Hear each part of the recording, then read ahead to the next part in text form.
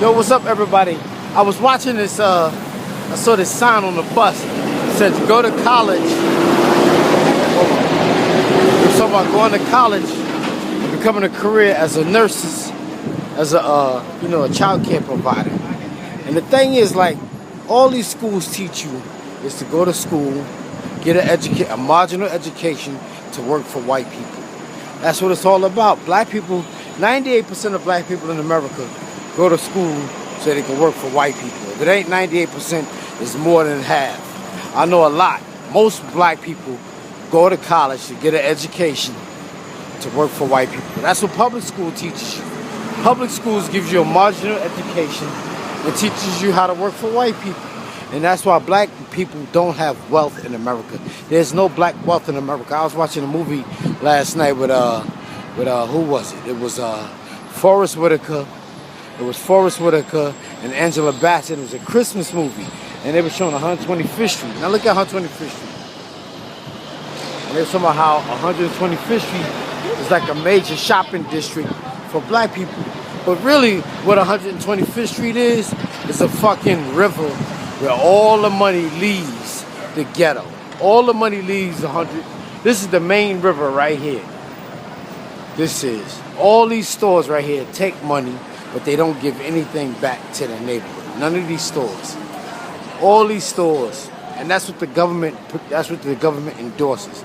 It endorses poor black neighborhoods. That's what the neighborhood is all about, and that's why it stays poor, because the money goes out and it don't come back. None of these stores leave with truckloads full of money every day out the ghetto. And black people don't get none of it. Black people don't get none of this money. And this is why black neighborhoods are fucked up. All black churches in America, all black churches in America, all black churches, all black congregations put their money in all white banks. That's why the ghetto is the ghetto, and that's why the ghetto stays fucked up, because the money doesn't circulate in the neighborhood. It doesn't come back. It doesn't bounce in the neighborhood. That's why the neighborhood is like a bucket with a big hole in it, and this is the big hole. And this money don't come back in the neighborhood, and this is what the government endorses. This is why the government does not want to see strong black neighborhoods. You know, at one time, at least, like uptown in Harlem, there were black-owned stores, but not anymore. And black people got this misconception or this illusion that we have finally arrived. And black people are doing so great, like this guy was trying to tell me about college-educated black women. I was like, what the fuck they do? They go to school and learn how to work for white people. It's not like they're making $500,000 a year. It's not like they're making $200,000 a year. It's not like they're making $100,000 a year. And then people keep trying to make it seem like black people have arrived and we came so far. That's what the guy was talking about. How far black people came. He used to march with Martin Luther King. That was the biggest mistake black people ever made. I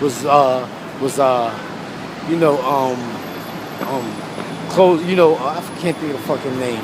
But that's the biggest mistake black people ever made, is when we decided to close our businesses and go into business, close our businesses and then start doing business with white people. Not doing business with them, but they opening up all the businesses. Black people don't have any businesses, so we got to go to white businesses. And the white businesses flourish, and black businesses don't flourish because there is no black neighborhoods. Integration. That's the word I was looking for. That was the biggest mistake we made, was integration. And integration is the social illusion. That's the word I was looking for. The biggest mistake black people ever made was when we started integrating, when we started closing our businesses and open businesses with white people. And now that's why black people are suffering so bad. We don't have black hospitals. We don't have, you might have a few black dentists and stuff like that, but we don't have black hospitals. We don't have black businesses.